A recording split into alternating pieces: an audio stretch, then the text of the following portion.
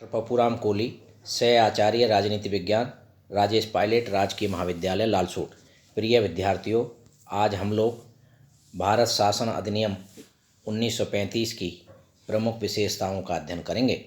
Simon commission ने 1930 में अपना प्रतिवेदन प्रस्तुत किया, जिसके आधार पर भारतीय सरकार अधिनियम 1935 अस्तित्व में आया। 1935 का अधिनियम काफ़ी बड़ा एवं जटिल था। इसमें 321 अनुच्छेद एवं 10 परिशिष्ट थे। इसे 3 जुलाई 1936 को लागू किया गया। 1935 के भारत सरकार अधिनियम के पारित होने के कारण कांग्रेस ने 1919 के मॉन्टफोर्ड सुधारों को अपर्याप्त, असंतोषजनक तथा निराशापूर्ण बतलाया था। 1921 में असहयोग आंदोलन आरंभ किया, जिसके फलस्वरूप यह अधिनियम लाया गया। मोतीलाल नेहरू ने 1923 में स्वराज पार्टी का गठन करके 1919 के सुधारों का विरोध करना शुरू कर दिया था। भारत सरकार अधिनियम 1935 की प्रमुख विशेषताएं।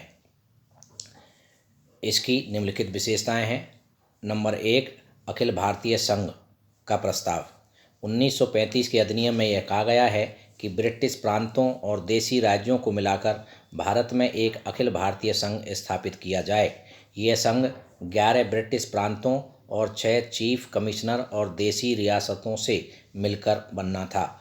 इस अधिनियम के अनुसार ब्रिटिश प्रांतों तथा चीफ कमिश्नरों के क्षेत्रों के लिए संघ में शामिल होना अनिवार्य था, लेकिन देशी रियासतों के लिए यह ऐच्छिक था। देशी रियासतें सम्मिलित होने के लिए तैयार नहीं हुई और अखिल भारतीय संघ की स्थापना नहीं हो सकी। नंबर 2, प्रांतीय स्वायत्तता। 1935 के भारत शासन अधिनियम में प्रांतों को दैत्य शासन को समाप्त कर वहां स्वशासन की स्थापना की गई थी। प्रांतों के सभी विभागों पर मंत्रियों का नियंत्रण स्थापित कर दिया गया था। मंत्री विधानसभा के बहुमत प्राप्त दल के सदस्य होते थे और वे उसके प्रति संयुक्त रूप से उत्तरदायी थे। साधारणतया गवर्नर को मंत्रियों की सलाह और सहायता से ही कार्य करना था, किंतु कुछ मामलों में गवर्नर को अपने विवेक और निजी निर्णय के आधार पर भी कार्य करने का अधिकार था।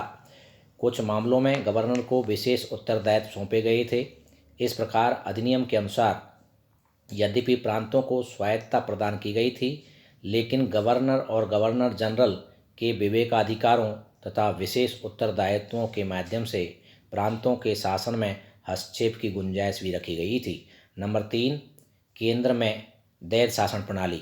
1935 के अधिनियम में केंद्र में दैत्य शासन, दोहरा शासन की व्यवस्था लागू की गई थी। संघीय विषयों को आरक्षित और स्थानांतरित 2 भागों में विभाजित किया गया था।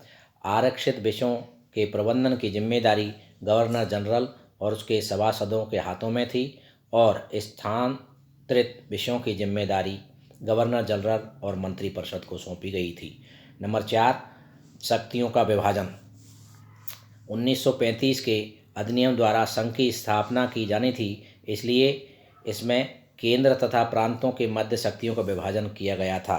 केंद्र और प्रांतों के बीच शक्तियों के विभाजन के लिए 3 सूचियों की व्यवस्था की गई थी। संघ सूची 59 विषय, प्रांतीय सूची 54 विषय और समवर्ती सूची 36 विषय। अवशिष्ट शक्तियां गवर्नर जनरल को प्रदान की गई थी। वह अपनी इच्छा से केंद्रीय या प्रांतीय विधानमंडल को इन विषयों पर कानून बनाने का अधिकार दे सकता था। नंबर 5, संघीय व्यवस्थापिका। इस अधिनियम के द्वारा 2 सदनों वाली संघीय व्यवस्थापिका की व्यवस्था की गई, जिनमें से एक संघीय विधानसभा और दूसरी राज्य परिषद थी। केंद्र में विधानसभा के सदस्यों की संख्या 375 और राज्य परिषद के सदस्यों की संख्या 260 निर्धारित की गई। प्रांतों में 11 में से 6 विधानमंडलों मुंबई, मद्रास, बंगाल, उत्तर प्रदेश, बिहार और आसाम को 2 सदनों वाला बनाया गया। अधिनियम के द्वारा मताधिकार का विस्तार किया गया और प्रांतों की 10% जनता को वोट देने का अधिकार दिया गया। संघीय व्यवस्था के संगठन में एक विशेष बात यह थी कि निम्न सदन के निर्माण हेतु अप्रत्यक्ष तथा उच्च सदन के निर्माण हेतु प्रत्यक्ष निर्वाचन पद्धति को अपनाया गया था। यह व्यवस्था संघीय देशों में मान्य दोनों सदनों के संगठन संबंधी सिद्धांतों के विपरीत थी। नंबर 6, संघीय न्यायालय। भारत शासन अधिनियम के अंतर्गत एक संघीय न्यायालय की स्थापना की गई, जिसको अधिनियम की व्याख्या का प्राथमिक तथा अपीलीय क्षेत्राधिकार दिया गया, किंतु इस क्षेत्र में अंतिम निर्णय प्रिवी काउंसिलिंग का ही होता था। संघीय न्यायालय में एक मुख्य न्यायाधीश तथा अधिक से अधिक 8 न्यायाधीशों की व्यवस्था की गई थी, परंतु उस समय एक मुख्य न्यायाधीश और 2 अन्य न्यायाधीशों को भी नियुक्त किया गया था। न्यायाधीशों की नियुक्ति सम्राट द्वारा की जाती थी और 66 वर्ष की आयु तक वे अपने पद पर रह सकते थे। नंबर 7, आरक्षण व्यवस्था एवं संरक्षण।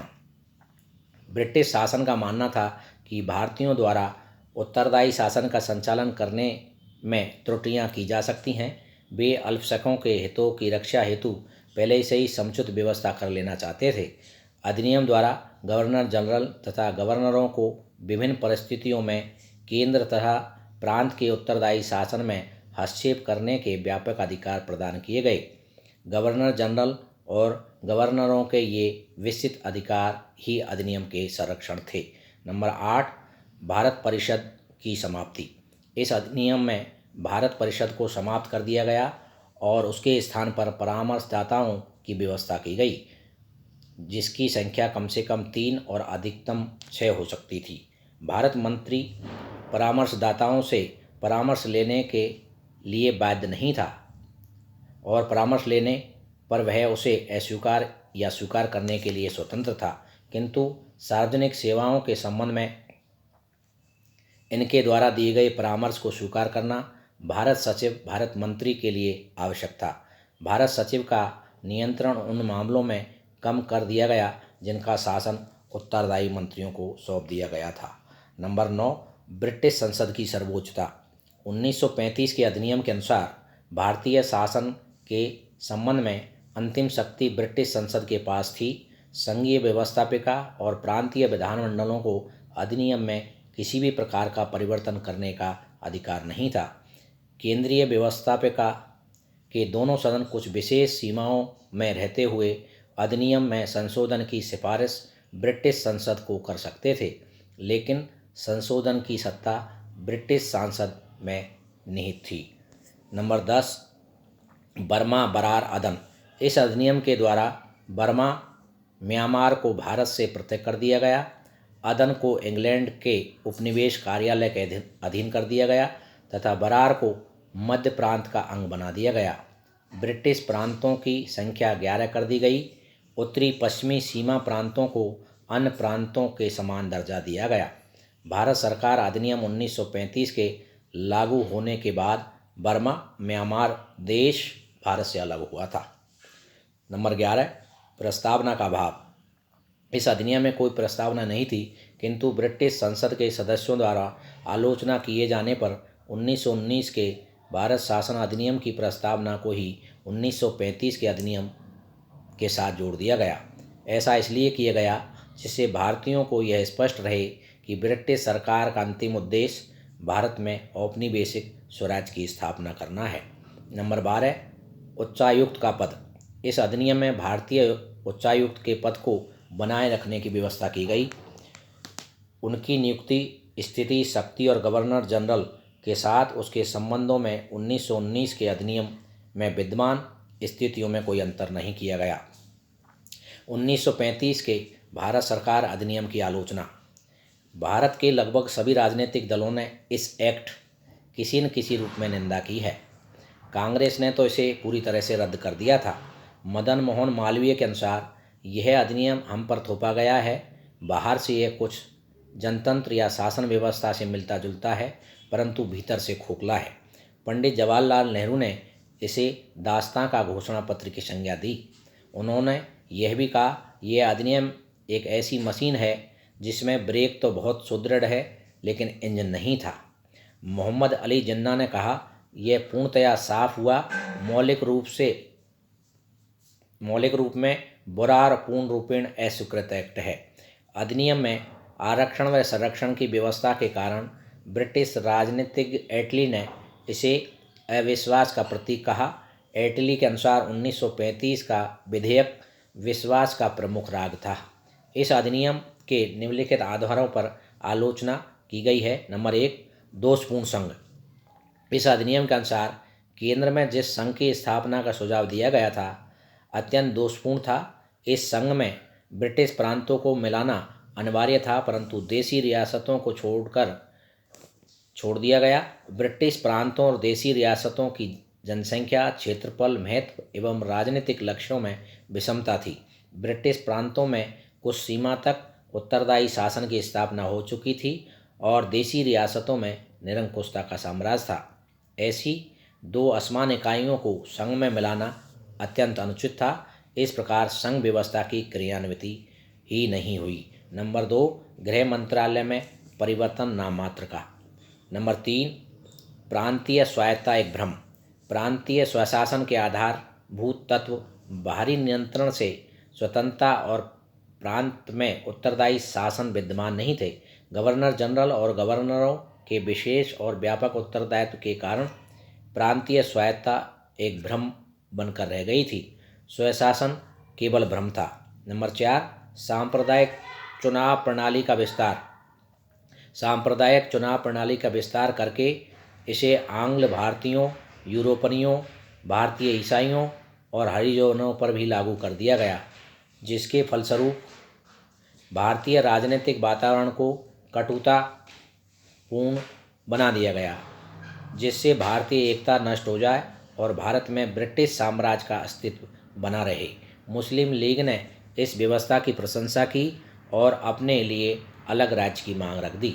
1940 में जिन्ना के द्विराष्ट्र सिद्धांत के आधार पर लीग ने पाकिस्तान का प्रस्ताव पारित कर दिया। नंबर 5, संघीय न्यायालय सर्वोच्च नहीं। संघीय न्यायालय सर्वोच्च न्यायालय नहीं था क्योंकि इसके निर्णय के विरुद्ध अपील लंदन स्थित प्रिवी काउंसिल में ही की जा सकती थी। उसे ही संविधान की व्याख्या का अंतिम अधिकार था। नंबर 6, आत्मनिर्णय के अधिकार का अभाव। भारतीयों को अपने भाग्य का निर्णय करने का इस अधिनियम में कोई प्रावधान नहीं था। यह अधिनियम ब्रिटिश संसद द्वारा निर्मित हुआ और उसी को भारत की प्रगति का निर्णायक स्वीकार किया गया। अधिनियम द्वारा भारत पर ब्रिटिश संसद या भारत मंत्री के नियंत्रण में कोई कमी नहीं रह गई। अतः इस अधिनियम में भारत की प्रगति का कोई कार्यक्रम नहीं था। इस प्रकार प्रत्यक्ष रूप से यह अधिनियम राष्ट्रीय मांगों को पूरा करने के लिए बनाया गया था, परंतु अप्रत्यक्ष रूप से यह साम्राज्यवादी हितों का ही रक्षक था। नंबर 7, भारतीय आकांक्षाओं की उपेक्षा। इस अधिनियम में भारतीयों की आकांक्षाओं का ध्यान नहीं रखा गया था। 1919 के अधिनियम की प्रस्तावना को ही मान्यता दे दी गई थी, जबकि भारतीयों ने पूर्ण स्वतंत्रता की मांग की थी। भारत पर अंग्रेजों का नियंत्रण पूर्ववत बना रहा। नंबर 8, 1919 के एक्ट के अंतर्गत प्रांतों में देश शासन की विफलता देखी जा चुकी थी। इसके उपरांत भी इसे प्रांतों से हटाकर केंद्र में लागू कर दिया गया। गवर्नर जनरल के अधिकारों और शक्तियों के आगे केंद्रीय मंत्री शक्तिहीन हो गए।